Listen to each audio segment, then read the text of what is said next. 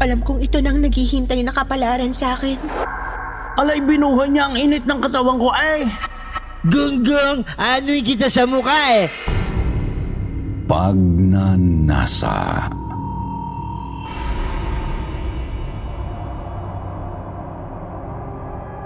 Sa mga kakwentong takipsilim naming mahilig makinig sa mga narrations, huwag niyo pong kalimutan ha, bumisita kayo sa isa pa naming channel na Sitio Bangungot.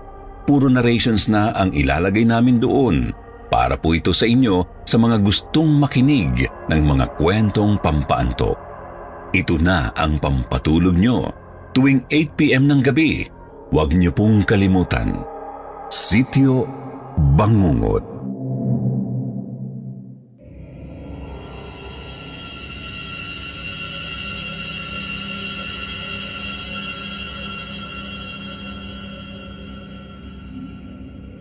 Sa mundong puspos ng kababalaghan, hindi maiwasang mag-isip ng mga katatakutan. Hindi mo malaman kung bunga lang ng malikot sa isipan o sadyang itinadhanang mararanasan mo't matututunan. Magandang gabi sa inyong lahat. Ito po si Jupiter, ang inyong tagapagsalaysay sa gabing puspos ng kababalaghan at katatakutan. Hatid namin sa inyo ay kakaibang kwentong hango sa katotohanan. Dito lamang sa channel na walang panama ang dilim. Ang kwentong takipsilim.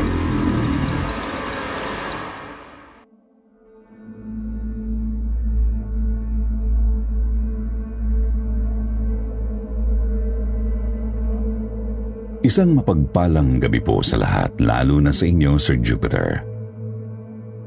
Pati na rin sa mga kasama niyong bumubuo sa channel na kwentong takipsilim. Siguro po ay hindi na bago sa inyo na malamang may mga tao po kayong natutulungan sa pamamagitan ng pakikinig sa mga kwento naming mahirap naman talagang paniwalaan para sa iba.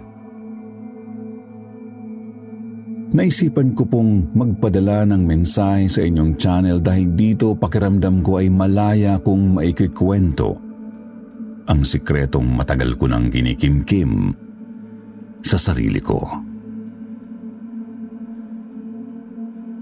Ilang beses ko na rin ho kasing sinubukang ibahagi ito sa iba. Pero madalas ay panghuhusga lang ang natatanggap ko. Sino nga ba naman kasi ang may gustong maniwala o makinig man lang sa sinasabi ng isang ex-con? Oho, tama ang narinig nyo.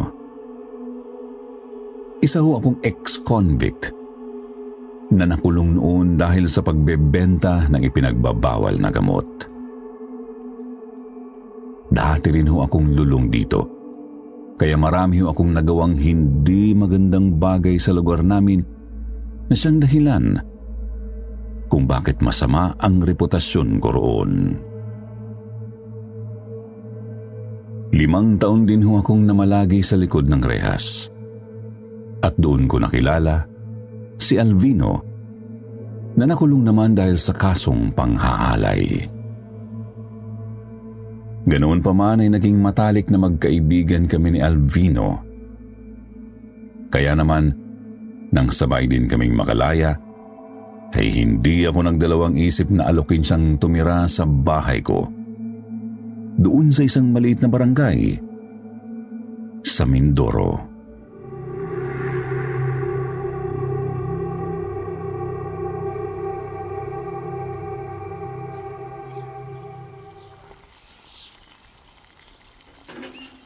Wow, paring Tinoy.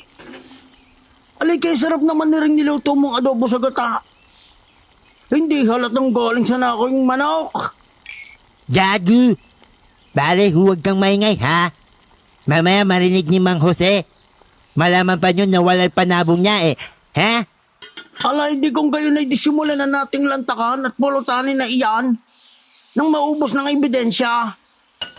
Mabuti pa nga. Tara, doon na lang tayo sa tapat. Medyo mainit dito sa loob ng bahay, Hehe.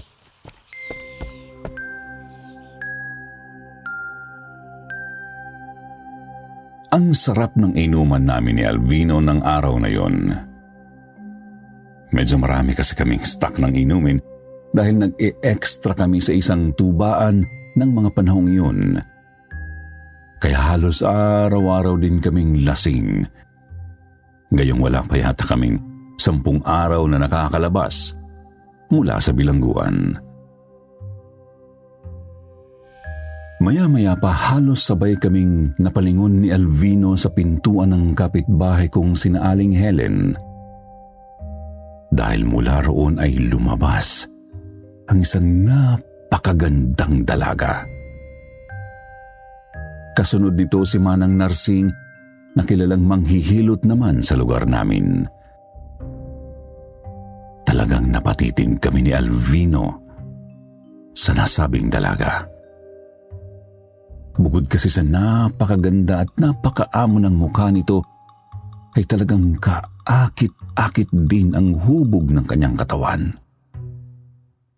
Halatang makinis din ang kutis nito na parang maihahalin tulad sa mga kutis ng artista sa panahong ngayon, Sir Jupiter. Kulang na lang talaga ay maglaway kami ni Alvino habang tahasan naming tinititigan ng dalaga. Kaya naman hindi nagtagal, nakuha namin ang atensyon nito. Napatingin sa amin ni Alvino ang magandang babae. Pero agad din siya gumiwas ng tingin na parang nahihiya. Pero hindi nakaligtas sa paningin ko ang pagsilay ng isang maliit na ngiti sa mga labi nito. Nakita rin naman yun ni Alvino.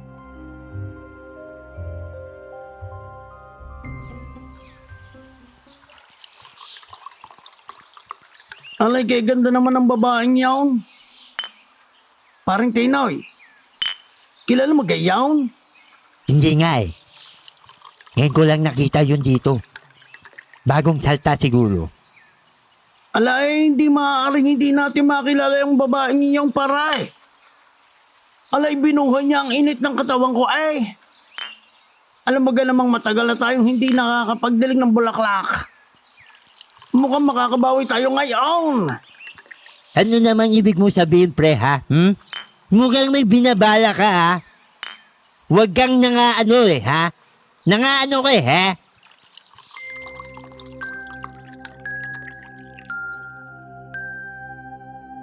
Isang malaking ngisi ang noon ay sumilay sa mga labi ni Alvino habang sinusundan niya ng tingin ang nakalayo ng figura ng bagong saltang dalaga. Hindi ko malilimutan ang bakas ng labis na pagnanasa sa kanyang mga mata ng mga sandaling yun. Doon pa lang ay parang nabasa ko na ang kanyang iniisip. Mukhang wala talagang sasantuhin ang pagiging halang ng bituka ni Alvino at pinagsisisihan kong ng mga panahong iyon ay wala akong sapat na lakas o dahilan upang tumangging samahan siya sa kanyang plano. Sa pagtatanong-tanong namin, napagalaman namin ni Alvino na Mariana pala ang pangalan ng magandang bagong salta na nakita namin noong isang linggo. Ito raw ay nag-iisang apo ni Manang Narsing na nakatira naman doon sa gitna ng bukid sa dulo ng barangay namin. Sa gitna ng malawak na palayan nakatayo ang bahay ng matandang manghihilot. Kaya naman lalong natuwa si Alvino. Malayo kasi sa mga kabahayan ang tirahan ng maglola. Kaya kung sakali ay mabilis lamang naming maisasagawa ang masama naming plano laban sa dalaga. Si Manang Narsing ay kilala bilang isa sa mga pinakaunang residente ng barangay namin. Literal na napakatanda na nito pero marami ang humahangang hanggang ngayon ay malakas pa ang pangangatawan nito at nagagawa pang maghanap buhay. Nang mga panahong yun, ang alam ko ay mga nasa 93 years old na si Manang Narsing. Pero malakas pa rin itong tumanggap ng mga customer sa pagpapahilot. Medyo misteryoso rin ang matanda. Dahil kahit nakikisalamuha ito sa mga tao, ay hindi ito gaanong mahilig makipagkwentuhan.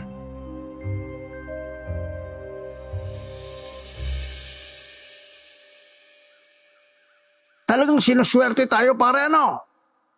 Kapag pinasok natin sa bahay ang si Mariana, walang makakarinig di yan. Kahit magsisigaw pa yan. Pinapasok? Akala ko ba? Pare, bubusuan lang natin. Sus! Alay, paano naman tayo masisiyan kung gayon lang ang gagawin natin? Huwag kang mag-alala. Sigurado akong masisiyan din niyang si Mariana sa gagawin natin sa kanya. O paano? Mamayang pagkagat ng dalaim. Babalik tayo rito ha?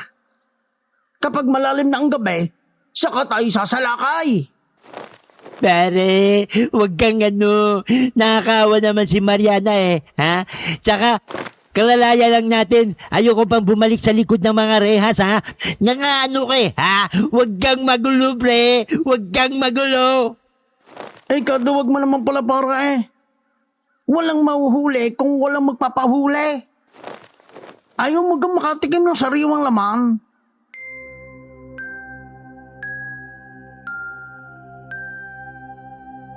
Hindi na ako nakasagot pa sa sinabi ni Alvino sa akin.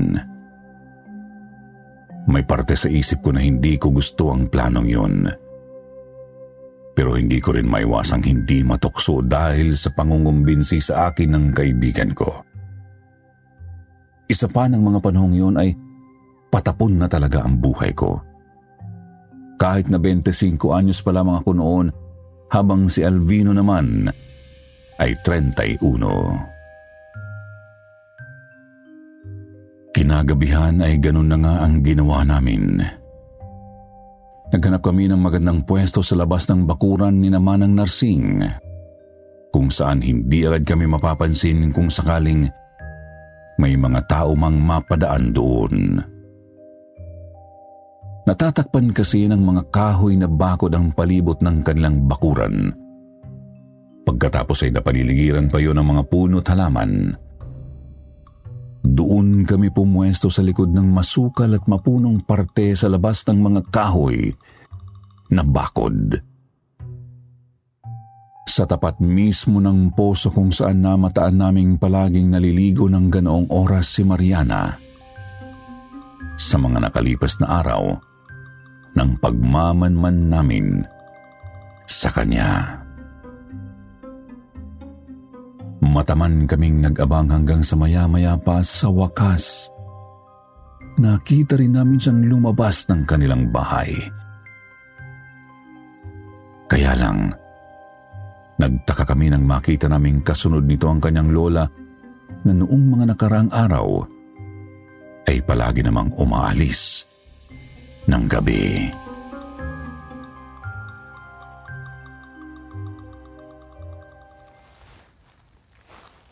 Naku, pre, nandyan din pala si Manang Narsing. Hindi pala umalis yung matanda na yun. Wala sigurong pupuntahan ngayon. Pre, huwag na kaya tayong tumuloy. Yan ka na naman pare Dinadaga na naman yung dibdib mo. Alay, narito na tayo. Ngayon kapag aatas, ituloy na natin to. Walang hiya ka? Anong balak mo dyan sa matanda na yan, ha?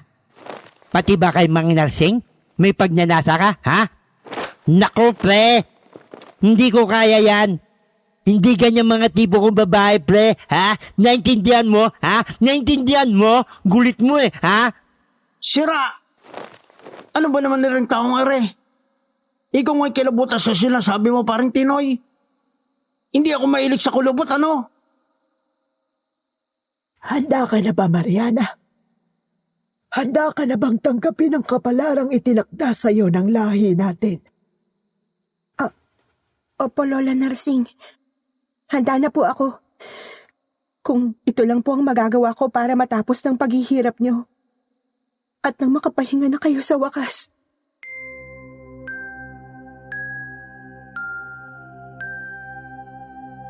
Nagkatinginan kami ni Alvino sa narinig naming pag-uusap ng maglola. Dahil doon, nabuhay ang kuryosidad namin, kaya naman lalo pa kaming nakinig sa kanila.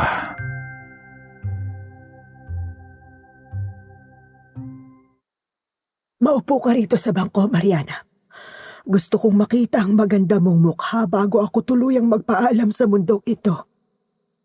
Siguro naman ay sapat na ang mga naituro ko sa iyo upang makapamuhay ka ng ligtas sa mundong ito kahit na mag-isa ka na lang. Huwag kang mag-alala. Ang totoo po natatakot ako, Lola. Pero kaya ko po ito. Bata pa lang po ako. Alam kong ito nang naghihintay na kapalaran sa akin. Dahil pinanganak ako sa lahi ng mga aswang. Sabay kaming napasinghap ni Alvino sa sinabing yun ni Mariana.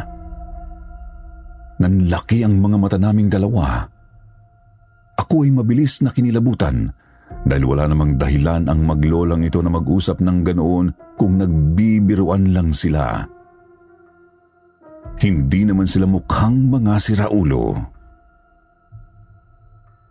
Hoy, pre. Ano bang itong pinasok natin, ha? Mukhang hindi magandang pinagtutunguhan ng pagnanasa mo kay Mariana, ha?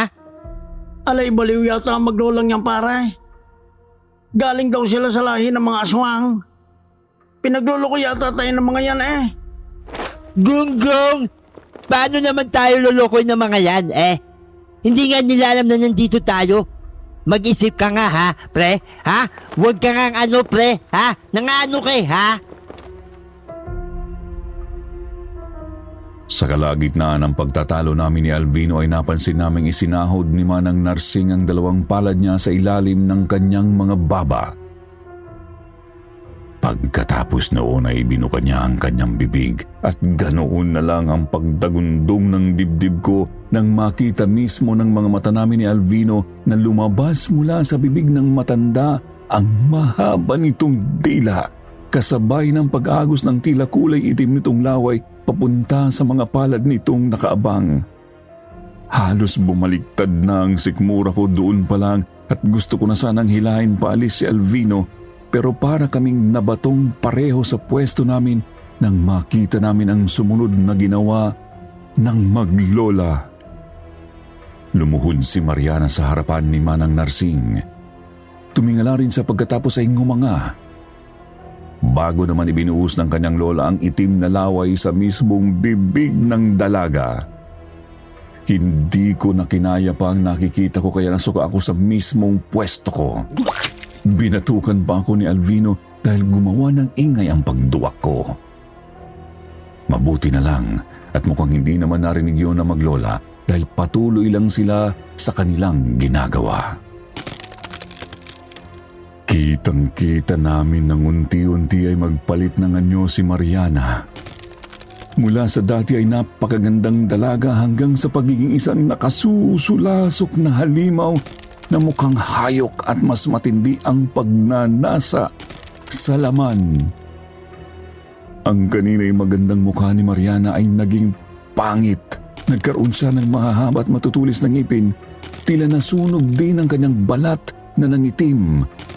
Habang ang imang parte ay binalutan ng maiitim na balahibo. Lalo pa kaming kinilabutan ni Alvino nang makita naming tinubuan si Mariana ng malaking pakpak na kamukha ng sa paniki.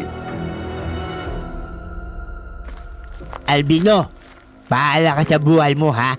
Kung gusto mo rito, uuwi na ako, pre. Bahala ka na dyan, pre. Para ikaw ka talaga iduwag.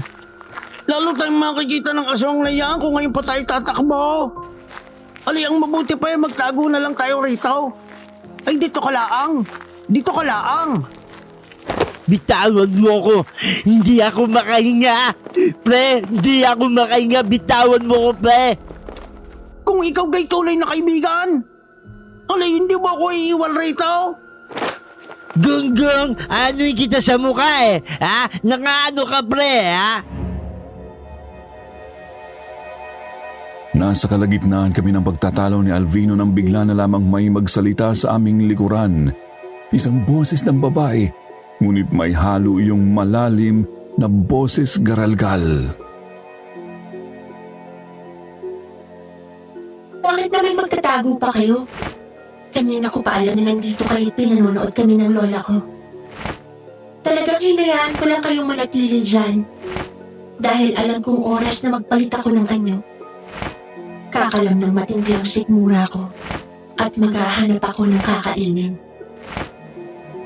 Mukha namang walang maghahanap sa mga katulad niyo. Pwede ko na kayong pagtiyagaan ngayon. Biglang ngumiti ng pagkalaki-laki si Mariana. Yung ngiti niya ay literal na umabot na hanggang tenga at nakikita ko na ang loob ng kanyang bibig. Pakiramdam ko ay umikot ang paningin ko nang makita ko ang mga ngipin niya.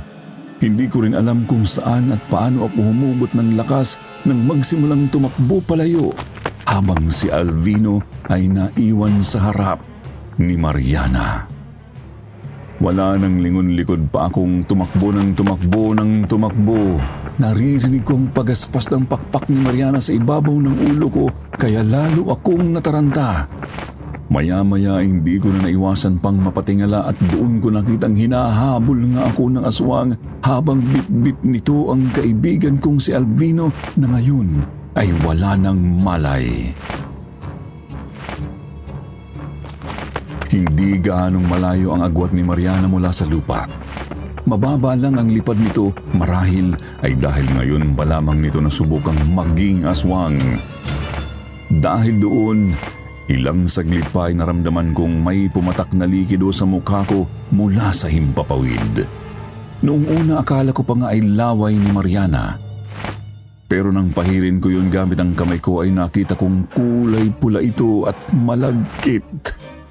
Muli akong tumingala at tumambad sa akin ang mukha ni Alvino na may malalaki at malalalim na sugat. Animo yun kalmot ng isang mabangis na hayop. Dahil doon ay lalo akong nagsisigaw sa takot.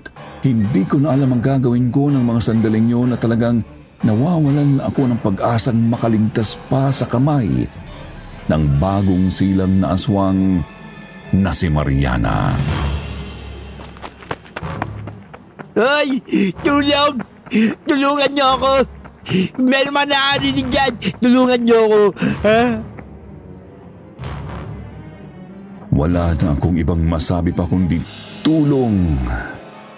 Tumakbo lang ako ng tumakbo sa pinakamabilis na paraang kaya ko. Bahala na kung ano ang mangyari, basta gagawin ko ang lahat para lang makaligtas ako. Nang mga sandaling yun ay palihim akong napadasal at napatawag sa Panginoon na hindi ko naman talaga ugaling gawin dati. Nanghingi ako ng tulong sa kanya at ipinangakong magbabago na ako kung hahayaan niya akong mabuhay ngayon. Hindi ko na malaya na sa katatakbo ko pala ay napadpad na ako sa wakas sa parte ng barangay namin na marami ng kabahayan. Sa kalsada ay nakasalubong ko si Mang Jose at ang mga kapwa nito sa bungero na mukhang pauwi na sa kanilang mga bahay. Mang Jose! Mang Jose! Tulungan niyo ako. Inaabol ako ng aswang eh. Nakaano yung aswang eh, oh. Ngunit isang masamang tingin lang ang ipinukol sa akin ni Mang Jose. Nang huhusga ang mga mata nila na parang naghihinala na agad kung nasa katinuan ba ako ng mga sandaling yon. Anong Anong aswang ang sinasabi mo dyan, Tinoy? Sabog ka na naman ano? Nakakulong ka na't lahat? Hindi ka pa rin nadadala? Hindi ho. Mang Jose, nagsasabi ho ako ng totoo. Tulungan niyo ako! Tulungan niyo ako! Pero wala talagang nagawa ang pakikiusap ko dahil nilampasan lang ako ni Mang Jose. Sinubukan ko silang sundan. Pero kalaunan ay nakita ko na naman si Mariana na kasalungat ng direksyon ni Mang Jose. Kaya wala na akong nagawa kundi ang tumakbo ulit palayo dahil talagang ako ang puntirya niya. Lawit na ang dila ko sa sobrang hapo kaya desperado na akong makahanap ng matataguan. Mabuti na lang at napahinto ako doon mismo sa tapat ng maliit na chapel ng barangay namin na swerte namang nakabukas ng mga sandaling yun. Pumasok ako doon at nagtago sa loob ng maliit na silid na pinaglalagyan ng mga rebulto ng santo na siyang naging karamay ko sa pagdarasal sa buong gabing yun. Hanggang kinaumagahan.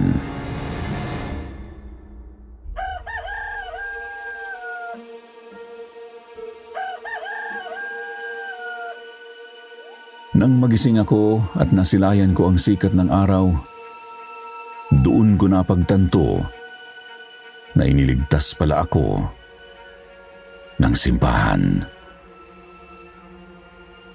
Napaiyak na lang ako at muling napadasal ng pasasalamat sa Diyos. Nang araw ding yun, umalis ako sa barangay namin at nagpakalayo-layo dahil sa takot na balikan pa rin ako ni Mariana sa pagkagat ng dilim. Sa totoo lang, Sir Jupiter, hanggang sa mga oras na to, hindi ko itatangging natatakot pa rin ako tuwing sasapit na ang gabi.